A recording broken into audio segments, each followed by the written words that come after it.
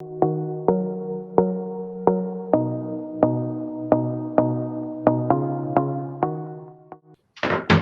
días tengan todos y todas. Les presento a la señora Ros Noda, representante asistente de la FAO en Bolivia.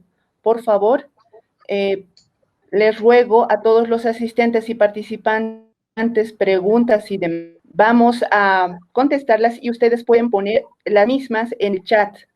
Y vamos a prepararlas para que los ponentes puedan contestarlas. Les agradezco. La palabra, por favor, señora Ros. Bueno, muchas gracias, Sandra. Muy buenos días a todos los participantes de esta conferencia online denominada Seguridad Alimentaria, los desafíos en tiempos de COVID-19. Este conversatorio es transmitido por Radio San Gabriel, AM 620 y FM 98.2, y a través de este medio saludamos a todas esas comunidades campesinas que hoy son protagonistas fundamentales en la lucha contra el COVID-19, con su valioso aporte a la seguridad alimentaria de los bolivianos. De igual manera, informarles que se ha habilitado un streaming en Facebook a través del cual varias de las organizaciones participantes hoy del evento están también realizando una retransmisión en sus propias redes. Esta es una iniciativa del equipo humanitario País, una instancia de coordinación del Sistema de Naciones Unidas, de organismos de cooperación internacional y de organizaciones no gubernamentales que trabajan de manera coordinada cuando existe una emergencia en el país. En esta oportunidad, el evento online cuenta con la participación de la Organización de las Naciones Unidas para la Alimentación y la Agricultura, FAO, Capital Action Bolivia, Swiss Contact en el marco del proyecto Mercados Inclusivos. También se encuentra con nosotros Manca y Cooperación. Hemos contado con el apoyo para la realización de este evento de la cooperación suiza y de la cooperación sueca. El objetivo, como ustedes han podido ver en el material que hemos estado difundiendo de este conversatorio, es que, como bien saben, tanto las vidas como los medios de subsistencia corren peligro a causa de la pandemia del COVID-19. Y el riesgo es evidentemente latente de que a esta crisis sanitaria vaya a sumarse también una crisis alimentaria. El país está a tiempo de prevenir este riesgo con acciones dirigidas a generar las condiciones para la disponibilidad de alimentos, el acceso, uso y consumo, desde los planes y políticas locales de desarrollo a través de la concertación y participación de los productores, de sus organizaciones, de las instituciones y obviamente de la sociedad en su conjunto. ¿Cuál es el impacto del COVID-19 en la producción alimentaria, en las cadenas de suministro, agrícola y en los mercados? Perfecto.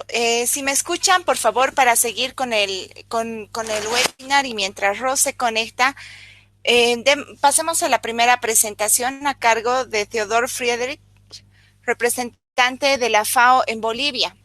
Él es de nacionalidad alemana, ingeniero agrónomo y doctor en mecanización agrícola de la Universidad de Gotinga, Alemania. Impulsor de la agricultura de conservación de hace 25 años, inició su carrera profesional en 1982 como extensionista de campo en comunidades indígenas en el Ecuador. Hizo consultorías para el proyecto Poza Honda Cuarto en el mismo país. Como ustedes saben, también se desempeñó como académico, profesor universitario e investigador en Alemania y Siria, para luego trabajar con Pakistán, Nicaragua, con la cooperación bilateral alemana con una carrera dedicada de 2 décadas, en la FAO, que se inicia en 1994, atendiendo a temas de mecanización agrícola, agricultura sostenible. Friedrich es representante de la FAO en Bolivia desde febrero del 2018. Mientras Ros logra ingresar y volver con nosotros, por favor, le pedimos que podamos seguir con su presentación. Muchas gracias. Voy a poner en pantalla la presentación si la encuentro. Así, ahí está. Bueno, yo quisiera hablar un poco en el contexto de COVID-19 de qué pasa con la agricultura sostenible, qué problemas se encuentran en este contexto. Y para esto voy a tratar de responder a 4 preguntas. La primera es, ¿cómo afecta el COVID-19 a la agricultura? La pandemia llega en un momento en que otras crisis ya significaban una amenaza o al menos un riesgo para la agricultura y la alimentación. Hablamos del cambio climático, la degradación de los suelos y del agua, recursos que son esenciales para la producción agrícola. En este momento crítico debemos hablar de la agricultura, pero también de los sistemas alimentarios y de toda la cadena de suministro de alimentos, que es una compleja red que involucra a los agricultores, productores, semilleros, recolectores, acopiadores, transformadores, consumidores, proveedores de insumos agrícolas y pesqueros, procesando, almacenamiento, transporte, comercialización y muchas otras áreas más. A medida que el virus se propaga y los casos aumentan y se refuerzan las medidas para frenarlo, los agricultores, principalmente los pequeños agricultores familiares, están siendo puestos a prueba y sometidos a tensión porque no pueden movilizarse para sacar sus productos a los mercados como lo hacían regularmente, no pueden acceder a sus insumos de producción y fundamentalmente están en riesgo porque después de los médicos, policías y militares son ellos quienes están en segunda línea de exposición al COVID-19. Se ha visto en otras crisis debidas a enfermedades, como por ejemplo lo que pasó con el brote del ébola en África Occidental en 2014, una afectación grande a las cadenas de suministro del mercado agrícola, porque los campesinos no pudieron cultivar o vender sus cosechas y hubo escasez de mano de obra. En Liberia, por ejemplo, el 47% de los campesinos dejó de cultivar con efectos desastrosos en el suministro de alimentos. La escasez de bienes provocó un aumento de los precios de los principales productos básicos. El impacto nutricional se atribuyó sobre todo a la reducción del acceso a los alimentos impulsado por una caída de la actividad económica que redujo el poder adquisitivo de las familias. Igual lo estamos viendo ahora. Estas importantes lecciones nos hacen afirmar que si bien las necesidades sanitarias son una preocupación urgente y primordial, no podemos descuidar los medios de subsistencia y los aspectos productivos para la seguridad alimentaria. Esto sería muy grave porque si se alteran los medios de vida de la población, pueden provocarse tensiones y disturbios sociales y postergarse los objetivos de desarrollo sostenible y erradicar hambre y pobreza. Para no hablar de romper con las medidas sanitarias para controlar el COVID-19. Entonces, ¿qué hacer para evitar una afectación mayor del sector? El campo no se para y hasta ahora los productos no faltan en los mercados. Para que esto continúe funcionando y no ocurra lo mismo que durante la crisis de ébola, lo que debemos hacer es evitar a toda costa las interrupciones en los sistemas alimentarios y las cadenas de suministro de alimentos. Esto implica evitar a través de políticas públicas claras restricciones demasiado estrictas de movimientos, así como el rechazo o estigmatización de los trabajadores agrícolas y recolectores o dificultades para que los procesadores de alimentos continúen trabajando. En suma, evitar por cualquier medio que algún sector relacionado a las cadenas agroalimentarias sufra desempleo o afectaciones en su operación. Las cadenas de suministro agrícola deben mantenerse operativas respetando las medidas de seguridad sanitaria, desde la obtención de insumos como semillas hasta asegurar que los pequeños agricultores tengan acceso a los mercados para vender sus productos. A no descuidar la prevención. Si por descuido de la protección sanitaria en solo un eslabón de la cadena se aumentan casos de infecciones, el cierre de estos componentes puede llevar al colapso del sector entero. Esto está sucediendo, por ejemplo, actualmente con todo el mercado de carne en Estados Unidos por cierre de los mataderos, que resulta en un paro de toda la producción y eliminación masiva de animales que no tienen más salida al mercado. Las actividades agrícolas no pueden parar y tan importante como esto es encontrar los mecanismos para que el comercio internacional funcione. Obviamente, en tiempos de un comercio global afectado por la crisis sanitaria, la responsabilidad sobre la agricultura nacional y local es más alta para la seguridad alimentaria con soberanía. En ese contexto, ¿qué alternativas sostenibles hay para la agricultura en tiempos de COVID-19? Por todo lo dicho, es el momento preciso para impulsar acciones sostenibles y amigables con el medio ambiente, lo que es posible a través de la intensificación sostenible de la producción de alimentos. Esto significa aprovechar las tecnologías disponibles para producir más, pero sin degradar el medio ambiente, por el contrario, recuperando los servicios ambientales como promueve la agricultura de conservación. La agricultura de conservación es la base de lo que llamamos agricultura climáticamente inteligente, una actividad que además de ser productiva y sostenible, atiende la adaptación y la mitigación al cambio climático, capturando carbono en los suelos, el segundo sumidero más grande del mundo después de los océanos. La crisis por COVID-19 implica una crisis económica, por lo que se debe impulsar políticas para la diversificación de cultivos y revertir el daño a la biodiversidad que significa el monocultivo y mejorar la seguridad alimentaria con soberanía. Estas políticas, por supuesto, deberán atender también las necesidades de la agricultura familiar campesina, dotándole de la tecnología para la siembra directa sin labranza, práctica que contribuye a reducir el disturbio del suelo como parte de una mecanización sostenible del sector. El país tiene la oportunidad de aprovechar el marco normativo relevante en favor de los suelos, la preservación del medio ambiente y la promoción de la agricultura.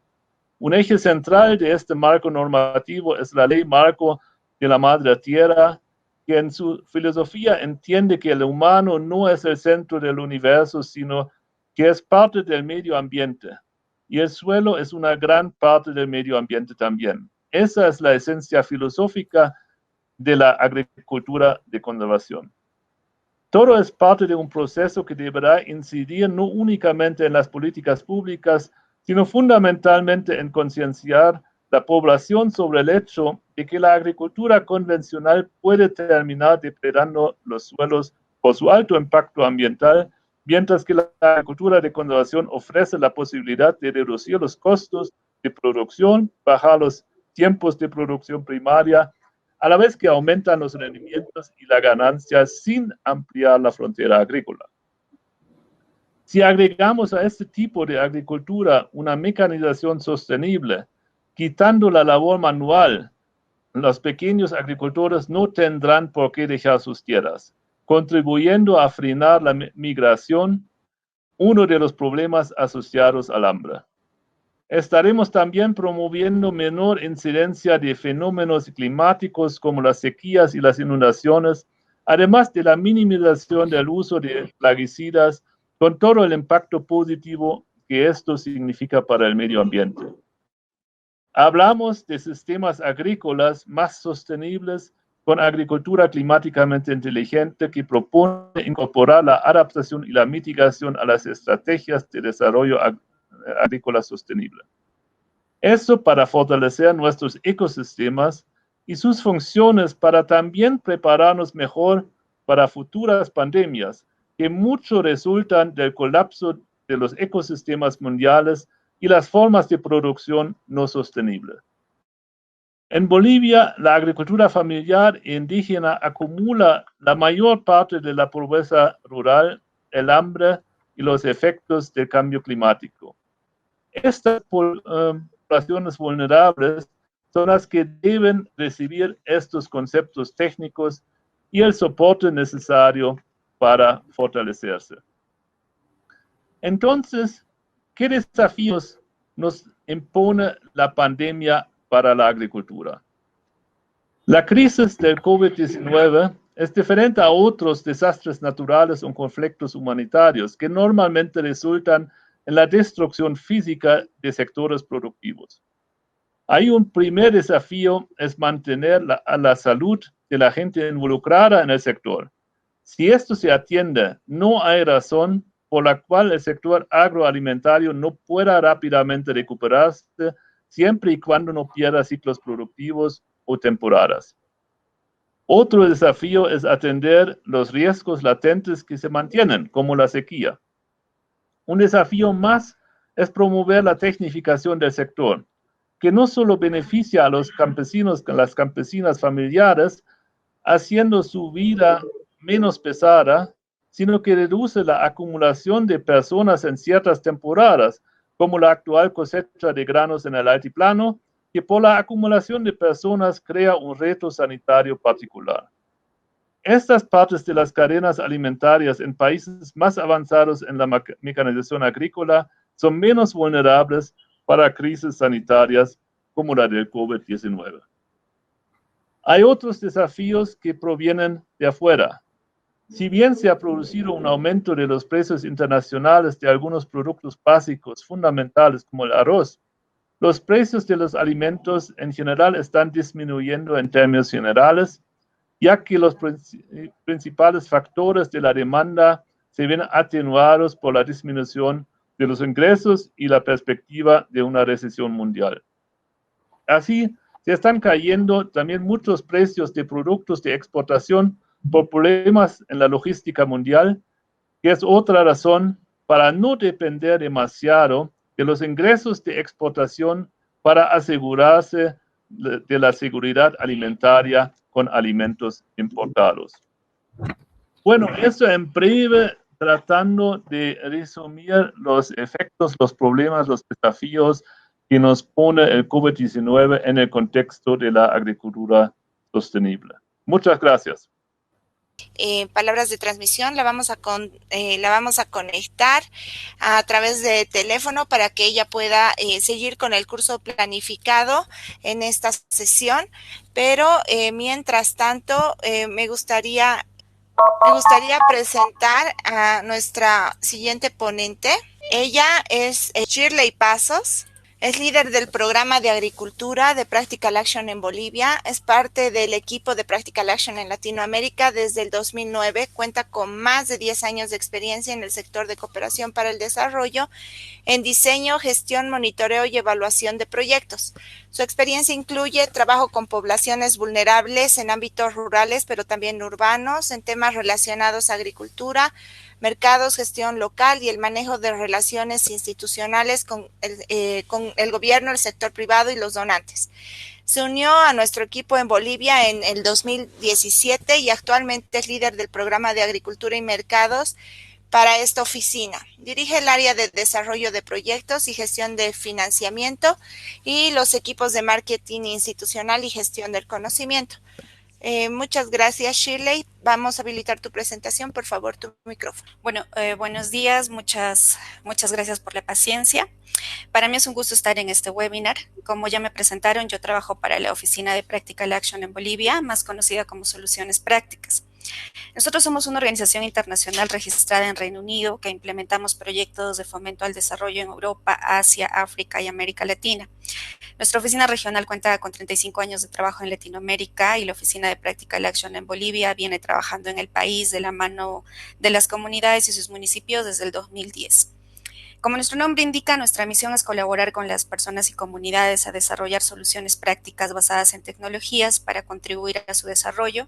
Y bueno, durante estos minutos abriré sobre todo el diálogo y la reflexión al respecto de las tecnologías para la recuperación de medios de vida productivos, pero también para cómo podemos generar comunidades resilientes frente a esta pandemia y otros a través de las tecnologías, alrededor de 4 preguntas que hemos planteado para hoy.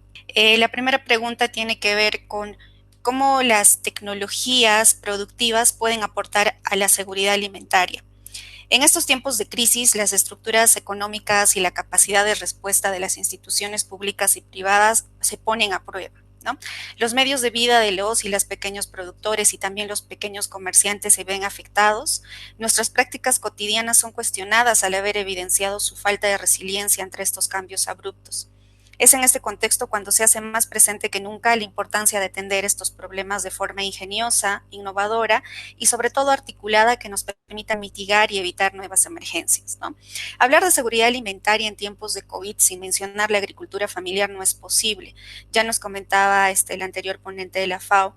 De hecho, trabajar con la agricultura familiar, que representa más del 80% de las unidades productivas de América Latina, resulta estratégico no solo por su significativa participación en la provisión de alimentos e insumos para la población y la industria, sino también porque de ella depende un porcentaje elevado de poblaciones rurales y es una aliada decisiva en el cuidado del ambiente, el manejo adecuado de los recursos naturales, el resguardo de la agrobiodiversidad, la reproducción de saberes ancestrales, entre otros. A manera de ejemplificar, voy a poner sobre la mesa dos ejemplos de tecnologías productivas. Primero, en este escenario de COVID, cobran aún mayor significado e importancia la recuperación de los saberes y prácticas ancestrales, debido a que la agricultura familiar por lo general se desenvuelve en pequeñas áreas con baja inversión en riego y producción, que combina el autoconsumo, venta a mercados locales, el trabajo familiar y es una de las más perjudicadas por las dificultades de acceso, uso y aprovechamiento del agua, que no solo ocasionan pérdidas de cultivo, sino condicionan los volúmenes de producción, incrementan los riesgos sanitarios, ¿no? Solo por mencionar, podemos hablar de las amunas en la Sierra del Perú, las cotañas o los atajados en las zonas altas de Bolivia para la siembra y cosecha de agua, los hualipines para producir hortalizas, frutas y verduras en el altiplano, los sistemas de almacenamiento de semillas, ya sean los trojes en la Amazonía o las piruas en el altiplano, entre otros. Este tipo de tecnologías van a permitir a las comunidades la disponibilidad y el acceso a los alimentos. Por otro lado, quisiera hablar no solo de la agricultura familiar en ese sentido, sino sobre las cadenas productivas que no han sido catalogadas de primera necesidad y tienen restricciones de mercado y transporte. Capaz estas son las cadenas más golpeadas, ¿no?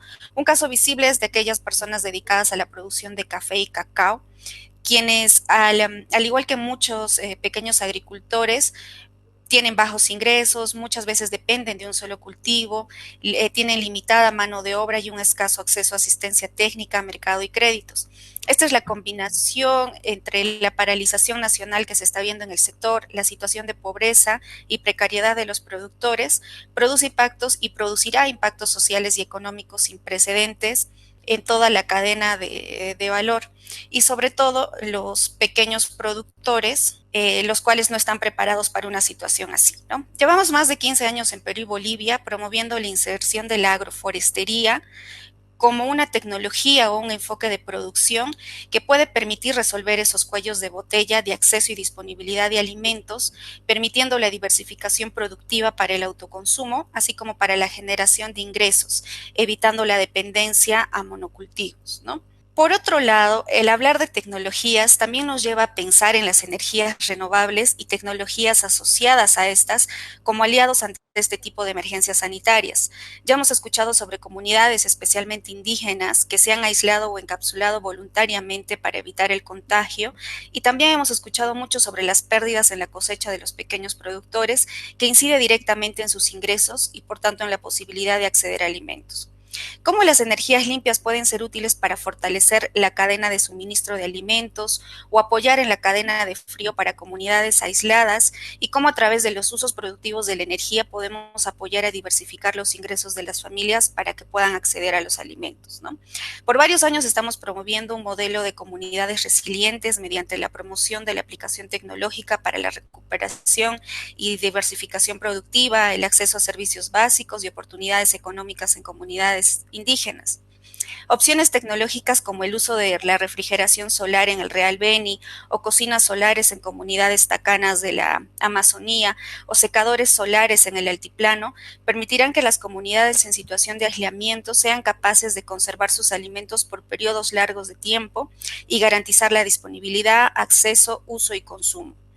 Por otro lado, en el altiplano, los sistemas de bombeo de agua, riego controlado con paneles solares, podría permitir también la implementación de viveros comunales o huertos familiares, que no solo les sirva como fuente de alimentación saludable, sino que sirvan como espacio de aprendizaje e intercambio de saberes locales que contribuyan a la resiliencia comunitaria. Pero estas no son las únicas opciones tecnológicas. En el escenario actual hemos visto cómo las nuevas tecnologías basadas en Internet están acelerando su aplicación en casi todos los escenarios: educación, salud, gobierno, entre otros, y el sector productivo no podría quedarse atrás.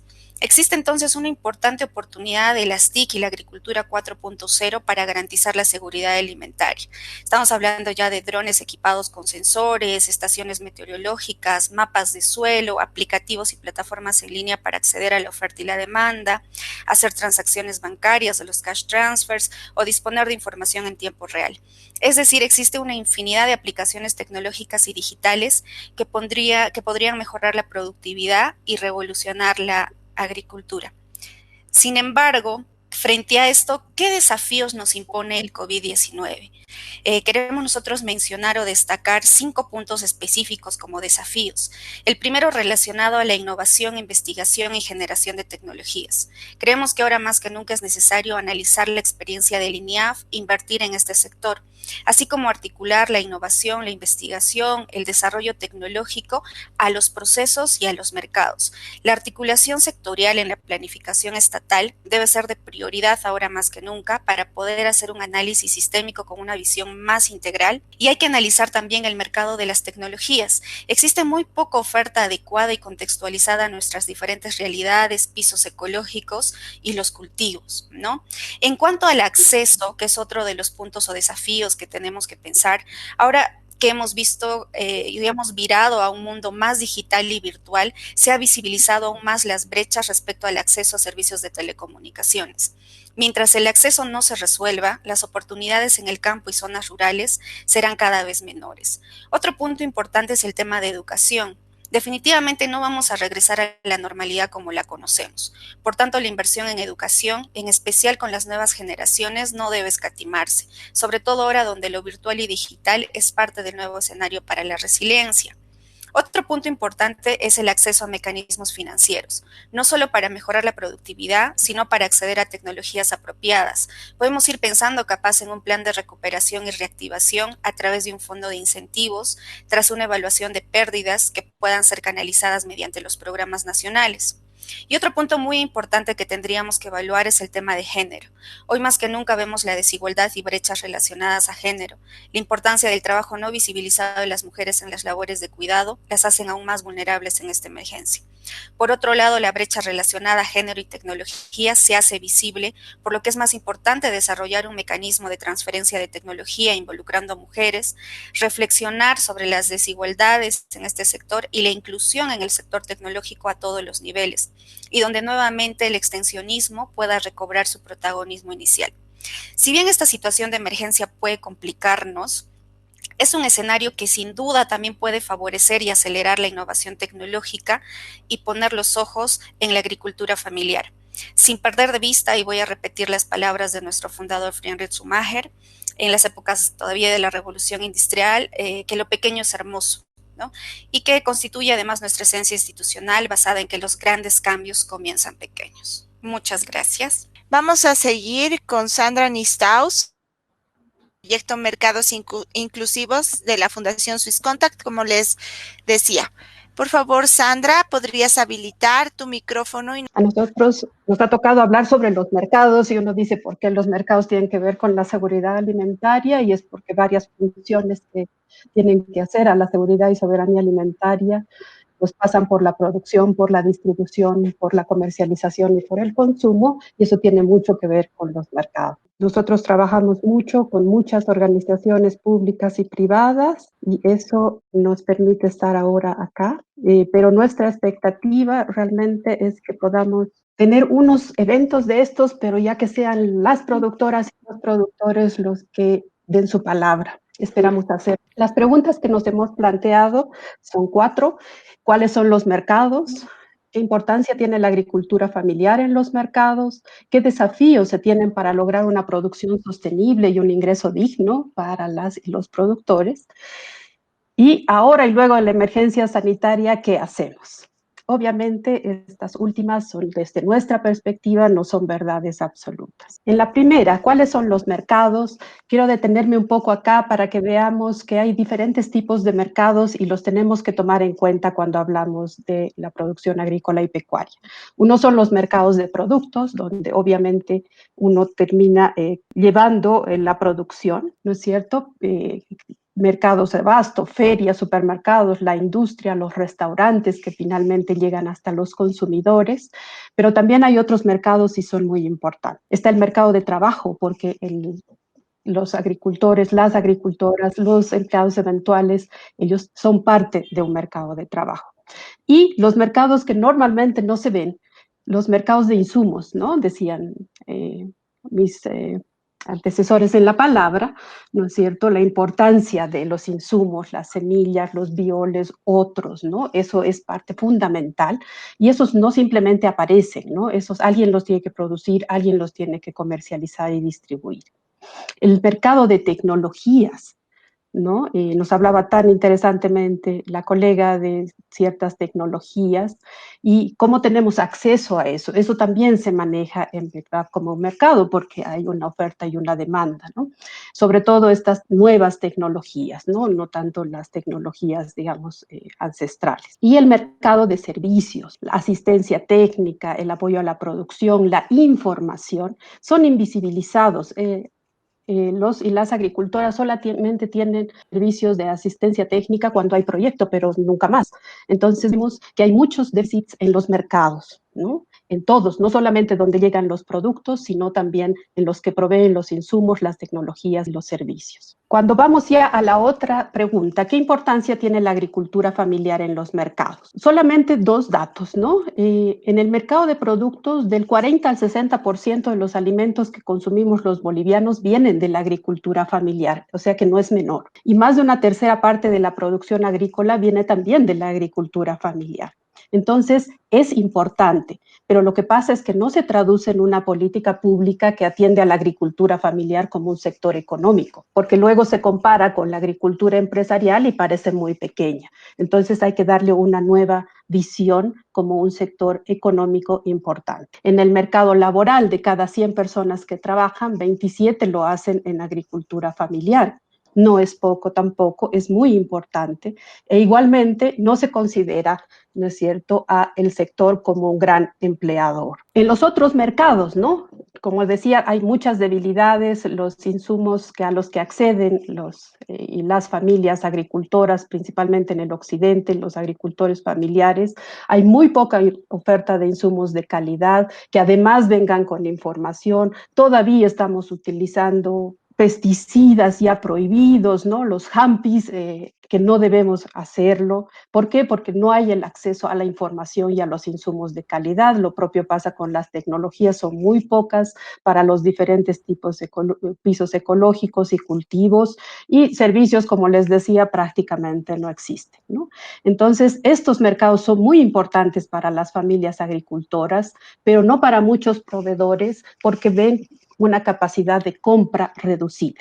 Entonces, los servicios que en otros lugares, digamos, están dados, en el occidente y para la agricultura familiar son ausentes. Pasamos ahora a ver qué desafíos se tienen para lograr una producción sostenible y un ingreso digno para las familias productoras. Primero, creo que coincidimos todos en que hay que priorizar la agricultura familiar sostenible. No solo aporta a la alimentación y al empleo de los bolivianos, sino que cuando no es sostenible realmente está causando también demasiados daños al medio ambiente, pero también a la salud de los propios productores y productoras, pero también a los consumidores. Entonces tiene que ser una decisión de todos. Igualmente, nosotros ponemos este desafío. Los y las productoras tienen que acercarse a todos los mercados, tienen que ampliar el relacionamiento con proveedores de insumos, con empresas, con comercializadores, acortar los circuitos de comercialización, con proveedores de tecnologías, con empresas, con emprendimientos de jóvenes y con entidades y personas que les pueden brindar servicios de información y de asesoramiento, como son las universidades, los institutos técnicos, los técnicos municipales, algunas empresas y otros actores. No se trata de que los y las agricultoras no conocen, pero se trata de establecer un diálogo. Ninguno, ni técnicos ni agricultores, tienen que negarse a un aprendizaje. No podemos seguir haciendo las mismas cosas porque vamos a tener malos resultados. El otro desafío en el acercamiento a los mercados es establecer relaciones con compradores institucionales y redes de consumidores. Pero hay una base para hacer esto, ¿no? Este acercamiento es difícil que se haga de manera individual. Entonces, aquí voy a entrar a un tema que siempre ha sido un tema muy debatido, ¿no? La famosa organización. La verdad es que se necesita una organización como sector productivo, pero que venga desde desde las propias familias productoras. ¿Para qué? Para lograr escala en la comercialización de productos, para poder aumentar la capacidad de negociación, ¿no? No estamos hablando de organizaciones que nacen a partir de los proyectos. No, estamos hablando de las organizaciones que nacen del sentir de las propias familias, pero que tienen que adoptar nuevas funciones. También hay que lograr escala en la compra de insumos y tecnologías. En este momento de pandemia lo estamos viendo, ¿no? La universidad junto con los productores lecheros en Viacha están haciendo esta compra consolidada, digamos, de insumos que se necesitan para la alimentación del ganado. Acceder a servicios de asistencia técnica, lo propio, ¿no? O sea, para uno no es posible, pero si estamos organizados va a hacerlo, ¿no? También acceder a financiamiento y a seguros, ¿no? Se está viendo en estas épocas de pandemia que hay muchas cosas que en el área rural no hay o hay en muy poca escala. Y un tema que coincidimos también con todos es que hay que acceder a Internet y aprender a usarlo, ¿no? Esto ya no puede ser más algo extraño en el área rural para los productores, las productoras y sus familias, porque si no las brechas se van a ampliar demasiado. Este acceso es fundamental. Y este acceso nos va a permitir informarnos también. La información es ahora un capital, no solamente lo es el dinero, sino también la información y el conocimiento. La última, decimos ahora, ¿qué hacemos? Decimos fragilidad. Primero la salud. Al final, todo lo que tenemos que hacer por delante depende que estemos bien para hacerlo. Entonces, primero es la salud. Hay que tomar todas las medidas cuando producimos, cuando comercializamos, cuando nos relacionamos con otros. Segundo, son nuestros sistemas productivos alimentarios que no pueden detenerse, pero que tienen que ir mejorándose, tienen que hacerse más sostenibles y tienen que ir cambiando. Los comités municipales también deben operar para gestionar acciones sostenidas a corto y mediano plazo, ¿no? Sabemos que los más próximos a los productores y las productoras son realmente los gobiernos municipales y ahí es necesario actuar inteligente de parte de los gobiernos municipales. Las productoras y los productores actuar juntos, ¿no? No solamente en términos de asocio, sino también viendo que hombres y mujeres no tienen mismas condiciones, ¿no? Y tenemos que empezar a caminar hacia entender eso, ¿no? O sea, no es natural que las mujeres tengan que hacer todas las labores de cuidado. Eso es solamente una construcción. Si ambos nos ponemos a ver que somos humanos y debemos tener las mismas oportunidades, entonces seguramente va a haber un cambio hacia mejor. Y después, ¿qué hacemos, no? Tenemos ahí unas propuestas, ¿no? Solamente para la reflexión. La primera dice, dejar de pensar en proyectos para pensar en un acceso permanente y sostenible a insumos, tecnologías y servicios. Debemos dejar de pensar que alguien va a venir con un proyecto. Tenemos que pensar cómo desarrollar estos mercados para que funcionen siempre. Lo que les decía antes, asociarse para negociar, ¿no? Y no esperar soluciones desde el Estado, más bien proponerlas, ¿no? No podemos esperar más, tenemos que proponer y tenemos que hacer. Trabajar con todos, personas e instituciones públicas, privadas, empresas, cooperación internacional. Nadie debe estar excluido. Nuestro problema es grande, pero nuestra oportunidad también lo es. Por último, decirles que los que no somos agricultores o agricultoras y estamos tomando la palabra hoy con ciertas opiniones, inclusive, solo podemos apoyar. Pero el desarrollo de la agricultura familiar está en manos de quienes viven en y del campo. Muchísimas gracias. Con este webinar, este conversatorio entre los conocimientos técnicos especializados y como menciona Sandra, quiero hacerles recuerdo que estamos transmitiendo por Facebook Streaming en las páginas de ICO, Manca y Practical Action. Y que mañana se hará una retransmisión con el apoyo de la Embajada Suiza y Sueca a través de Mercados Inclusivos en la radio San Gabriel, para que estemos atentos. Comunicador social, especialista en diseño, planificación, evaluación y monitoreo de programas y proyectos de desarrollo con la cooperación nacional, pero también internacional. Tiene experiencia en el manejo de estrategias de comunicación, incidencia política e investigación con enfoque de género. Actualmente coordina en el ámbito regional el programa Manca, es decir, en Bolivia, Colombia, y se está escalando este modelo hacia Guatemala con estrategias de educación gastronómica, empleo y emprendimiento juvenil. Con su exposición completamos este ciclo de exposiciones que nos han nutrido mucho esta mañana. Bien, muy buenos días a todos y a todas. Muchísimas gracias por permitirnos ser parte de este panel tan interesante y tan importante, creo, en estos tiempos. Nosotros vamos a abordar un poco la temática desde una mirada de la gastronomía, cómo la gastronomía puede aportar a la seguridad alimentaria, cómo se convierte también en una herramienta para el desarrollo rural y la seguridad alimentaria en nuestro país, ¿no?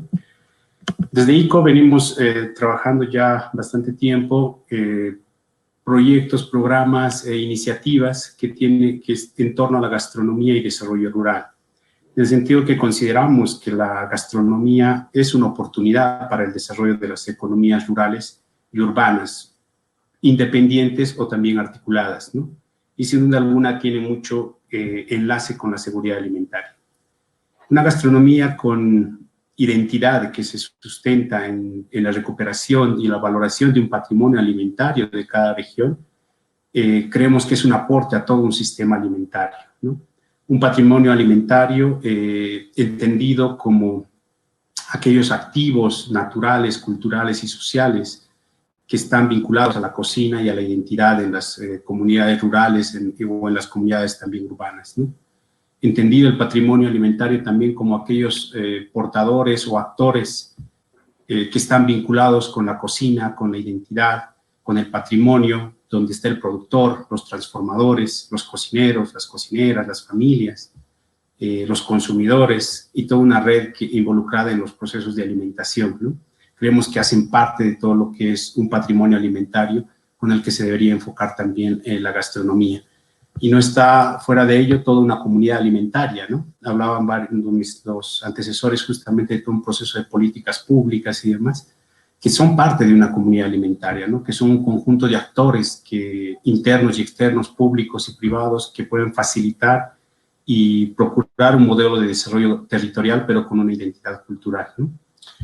En ese entendido, viendo y dando una mirada a la gastronomía desde el patrimonio alimentario, creemos que la gastronomía puede generar oportunidades multidimensionales, ¿no?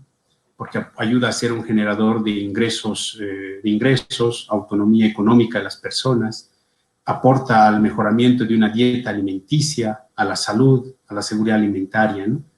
La gastronomía, en nuestra experiencia, se ha convertido en un articulador de sectores como es la salud, la educación, el turismo, el medio ambiente, el trabajo, ¿no? Es de ahí que nosotros vemos a la gastronomía como una herramienta justamente de motor que aporta en diferentes dimensiones como las que ya hemos mencionado anteriormente, ¿no? En ese sentido, y entendiendo también que la seguridad alimentaria tiene que ver con la disponibilidad el uso adecuado de los alimentos, la capacidad de las personas de satisfacer sus necesidades alimenticias, pero también sus preferencias al momento de elegir el alimento, esto con el objeto de llevar a una vida pues, más activa y sana, ¿no? Creemos que ahí en esa conceptualización o parte de la conceptualización de la seguridad alimentaria, la gastronomía también tiene un rol muy importante, ¿no? Entre otras las preguntas que voy a yo responder y que quería que sea como el hilo conductor, que es la segunda que yo tenía en la exposición preparada, tiene que ver básicamente algunos ejemplos o modelos de intervención que nosotros hayamos visto o desarrollado que aportan a la seguridad alimentaria y donde la gastronomía ha jugado un rol importante. Debemos entender también, creo que el desarrollo e interés por la gastronomía en Bolivia y en Latinoamérica en la última década ha ido en bastante ascenso, ¿no? Y en Bolivia en los últimos años mucho más, ¿no? Se han empezado a gestar en nuestro país movimientos activistas relacionados a la alimentación, al consumo, a la seguridad, a la soberanía alimentaria, modelos educativos, movimientos gastronómicos como MIGA, por ejemplo, que es el Movimiento de Integración Gastronómico en Bolivia, MANCA, que les voy a contar un poco, que es un modelo educativo, organizaciones como Fundación Alternativa, que nos propone una investigación sobre cómo la comida callejera aporta a la seguridad alimentaria, ¿no? Y podría mencionarles muchos ejemplos más que vemos de cómo la gastronomía es un eje que permite hablar de seguridad alimentaria y desarrollo rural, ¿no? Y esto se ha dado muy fuerte en los últimos 5 años en Bolivia, pero yo diría que en Latinoamérica hace más de 10 años que está entrando con mucha más fuerza, ¿no? En ese entendido, los alimentos, las dietas y las prácticas culturales tradicionales están representando un fuerte impulsor del orgullo y la identidad cultural, ¿no? Y esto lo vemos reflejado no solamente en menús de restaurantes que cada vez incorporan más la producción de alimentos locales o productos bolivianos en este caso, sino también la comida callejera, los circuitos turísticos gastronómicos, los espacios de abastecimiento como los mercados que hablaba anteriormente, las ferias, festivales y otros. Toda esta gama de oportunidades hacen y son parte de lo que también consideramos nosotros parte de lo que es la seguridad alimentaria, ¿no? Creemos que el rol de la gastronomía está en posicionar también muchas veces algunos productos con alto valor nutricional que no necesariamente están siendo de compra masiva para los productores, pero sí que nos permita posicionarlos en la sociedad y que ellos sean los que demanden estos productos más adelante, ¿no? Quería mostrarles algunos ejemplos, entre ellos MANCA, que justamente voy a hablar de la educación gastronómica, pero también parte de lo que hemos desarrollado con ICO, hemos desarrollado 14 sistematizaciones de casos en Latinoamérica, específicamente en Bolivia, Chile y Perú, junto con el Movimiento de Integración Gastronómico y otros socios del consorcio, con el apoyo del FIDA, que hemos desarrollado básicamente sistematizaciones que tienen que ver cómo la relación que hay entre la cocina y los pequeños productores, sistematizaciones que tienen que ver con políticas públicas alimentarias, con modelos educativos, con turismo gastronómico y con marcas territoriales. Entre ellas está, por ejemplo, también Tarija Aromas y Sabores, por ejemplo, que ustedes, en lo más cercano que podemos tener, que básicamente representan lo que es el patrimonio alimentario regional en Tarija, ¿no? Creemos que ese tipo de sistematizaciones y de iniciativas que ya se han desarrollado, creemos que son modelos que pueden replicarse en estas épocas del COVID, ¿no? Creemos que son, lo que se ha tratado de hacer de estos casos es ver qué ha funcionado y cómo podría funcionar en otros contextos. Entonces, creo que las respuestas que van a venir también de los gobiernos locales, departamentales y nacionales, va a estar en encontrar iniciativas que puedan adecuarse o contextualizarse, que hayan funcionado y que aporten a la seguridad alimentaria y al desarrollo rural y a los problemas que hoy en día podemos estar atravesando respecto a la alimentación. Uno de ellos que queríamos un poco comentarles y que hemos venido desarrollando e impulsando desde ICO en los últimos años, tiene que ver con un programa de escuelas de formación de jóvenes cocineros en Bolivia, Colombia y actualmente escalando a Guatemala, ¿no? Estas escuelas de formación no son una escuela de formación técnica en cocina netamente, esa es una parte de la formación, sino básicamente el foco de la educación gastronómica está en crear agentes portadores y transmisores del patrimonio alimentario regional. Que este aporte vaya a un cambio transformativo en los hábitos de alimentación en la sociedad, ¿no? Nosotros formamos jóvenes que van a ir a sus casas, a sus familias, donde van a empezar a comer mejor y a tener mejores hábitos de alimentación en todo el entorno familiar, valorando los productos del campo, valorando al pequeño productor o a los productores que lo desarrollan, ¿no? Creemos que ese es el enfoque que le ha dado el éxito a este modelo, el no ser una escuela de formación técnica, sino ser más bien una escuela de transformación de agentes portadores de este patrimonio alimentario que tenemos en Bolivia, que hacen sin duda alguna a la decisión también de cómo y qué debo comer y cómo alimentarme, ¿no? Creemos que usar la educación gastronómica con identidad para transformar los hábitos de alimentación de las sociedades, de las economías emergentes y generar un desarrollo a la vez agrario puede llevar a tener un impacto social muy urbano y rural muy significativo, ¿no? Creemos que a través de la educación gastronómica hemos logrado una conexión entre lo que es también las áreas rurales con las áreas urbanas, ¿no? Porque nosotros trabajamos, como ustedes pueden apreciar ahí en un modelo, en toda esa cadena alimenticia.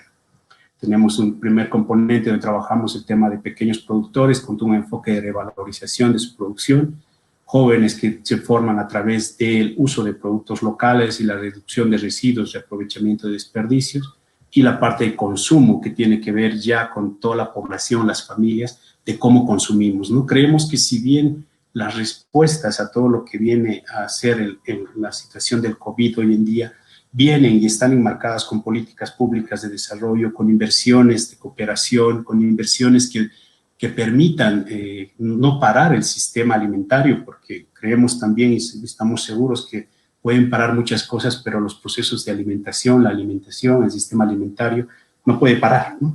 Entonces creemos que también hay la sociedad, nosotros, los que estamos en el día a día, tenemos un rol, ¿no? Tenemos un rol que va más allá de las políticas públicas que deberíamos encararlo, ¿no?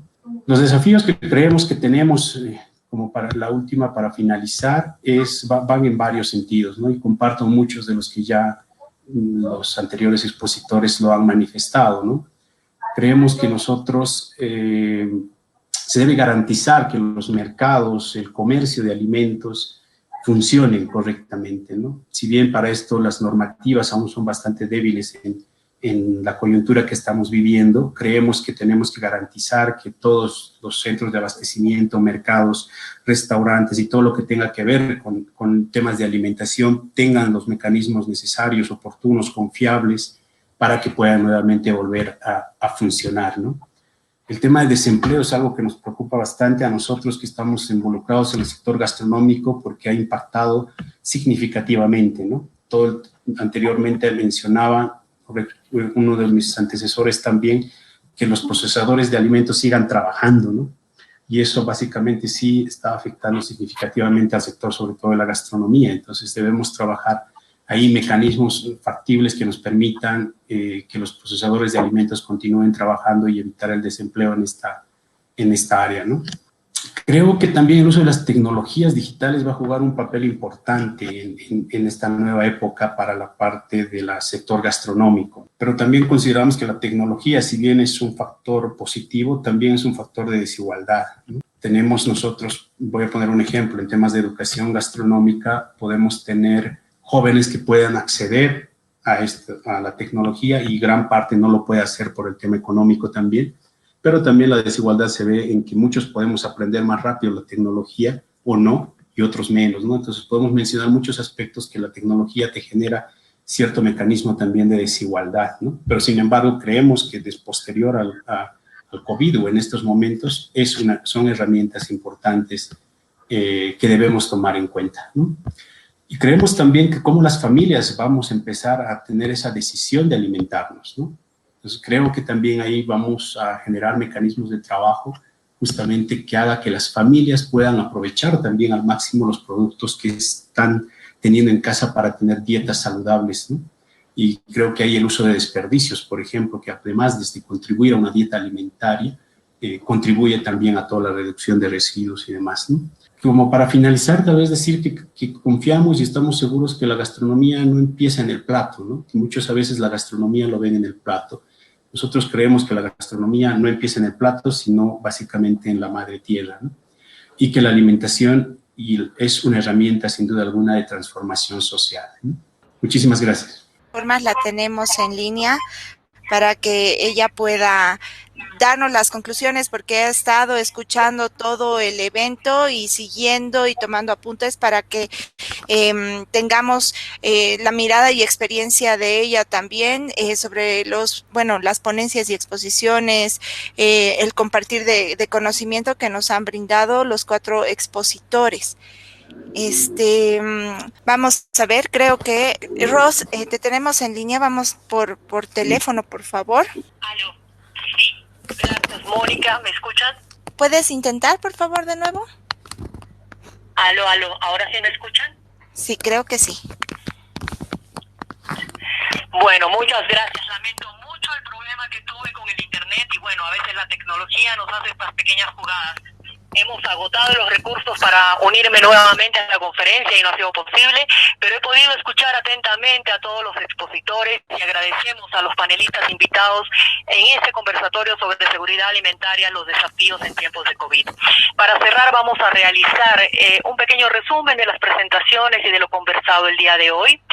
Hemos visto que sin duda alguna la pandemia llega en un momento en que otras crisis ya constituían una amenaza para la agricultura y la alimentación.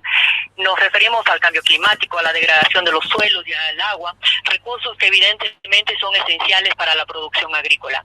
Esta pandemia hemos visto que también representa un enorme desafío para nuestros sistemas alimentarios. La cuarentena está ya afectando la producción de alimentos y en los próximos meses toda la cadena de suministros puede verse evidentemente comprometida. A medida que el virus se propaga y los casos aumentan, nos han comentado que los agricultores están siendo puestos a prueba y sometidos a tensión porque no pueden movilizarse para sacar sus productos a los mercados como lo hacían regularmente. No pueden acceder a sus insumos de producción y fundamentalmente están en riesgo porque después, obviamente los médicos, los policías, los militares, son los agricultores quienes están en segunda línea de exposición al COVID, como bien nos manifestaba el representante de la FAO.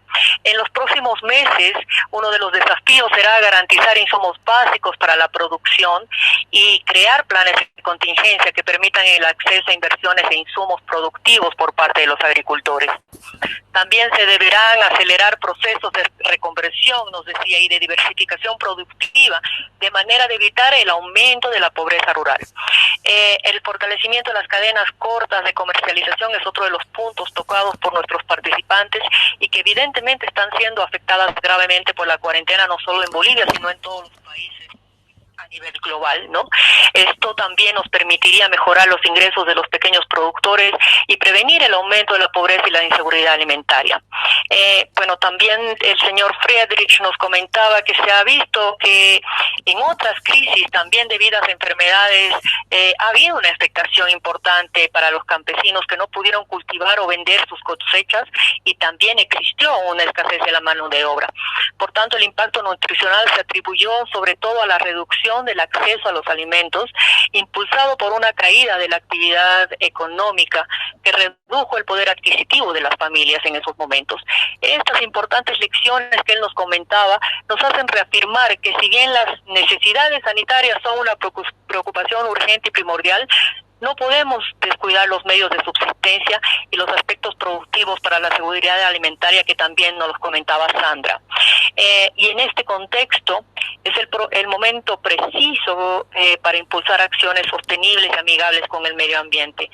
Lo que es posible a través de la intensificación sostenible de la producción de alimentos, que es evidentemente una posición que FAO ha estado promoviendo a nivel global, y esto significa aprovechar las tecnologías disponibles para producir más, pero sin degradar el medio ambiente y, por el contrario, recuperando los servicios ambientales.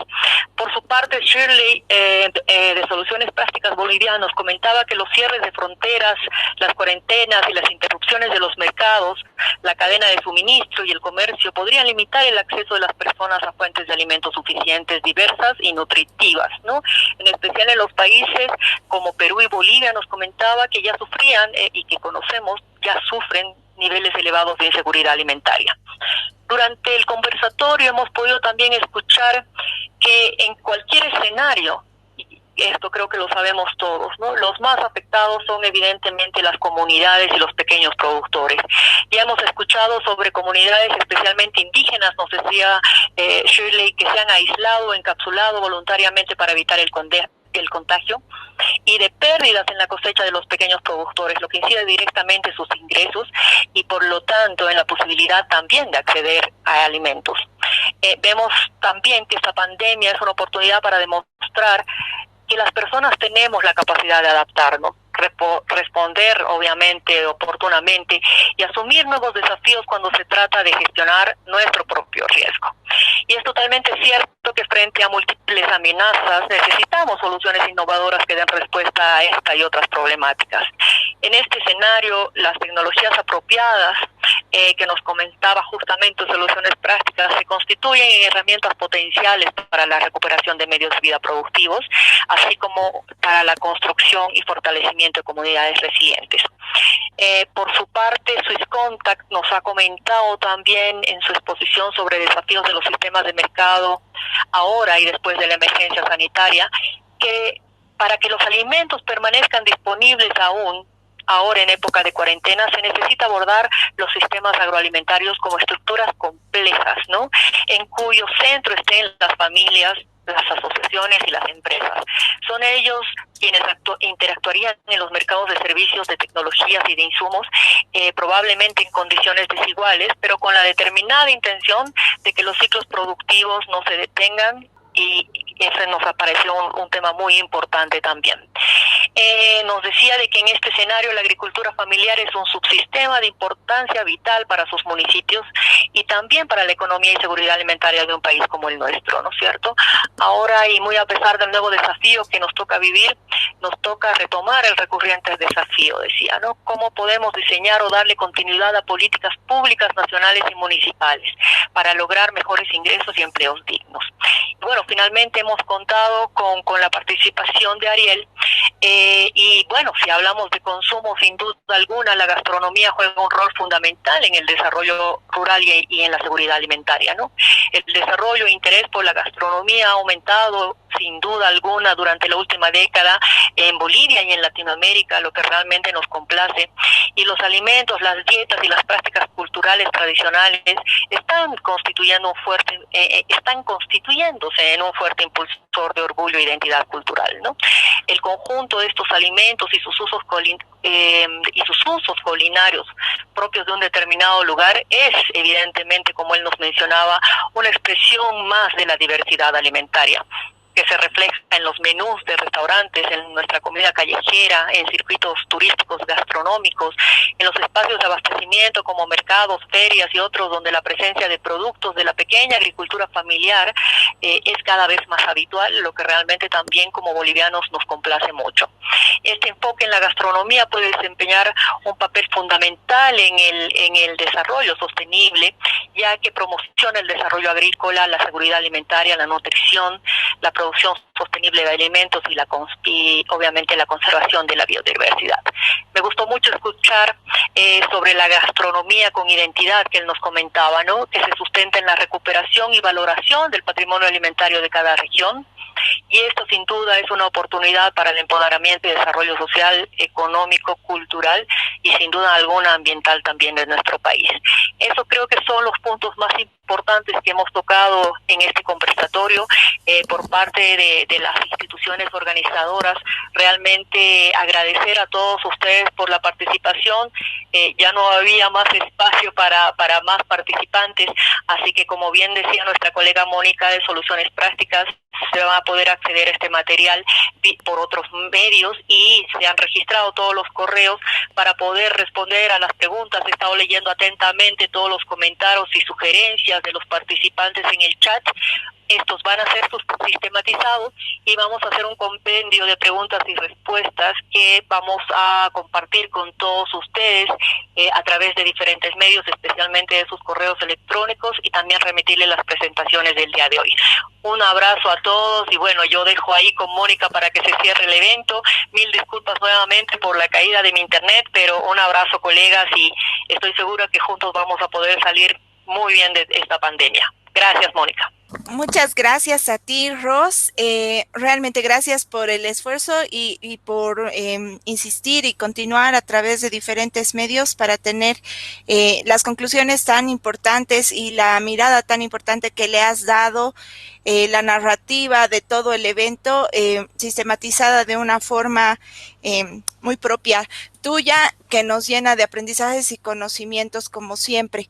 Nuevamente agradecer a los expositores, al señor Theodor Friedrich, representante de la FAO, a Shirley Pasos, por soluciones prácticas o Practical Action, también a Sandra Nistaos, desde Mercados Inclusivos, desde la Fundación Swiss Contact, Ariel Tito, representando a Manca y a ICO Cooperación.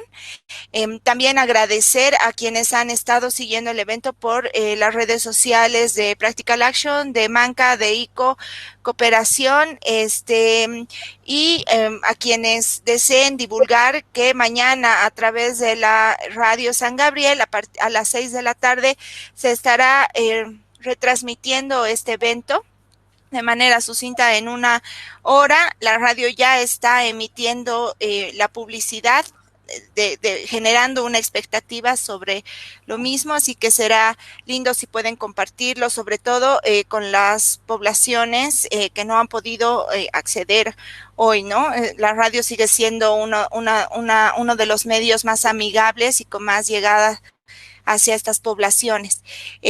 Sin más, quisiera por favor pedirles a los que todavía tengan tiempo llenar una breve encuesta sobre este evento que Sandra la va a poner en unos minutos, y agradecerles a todos por su participación, su paciencia y por entender los problemas de conexión que hemos tenido. Eso es todo. Muchísimas gracias de nuevo, Ros, y a todos y a todas por haberse conectado y continuar en este webinar. Gracias.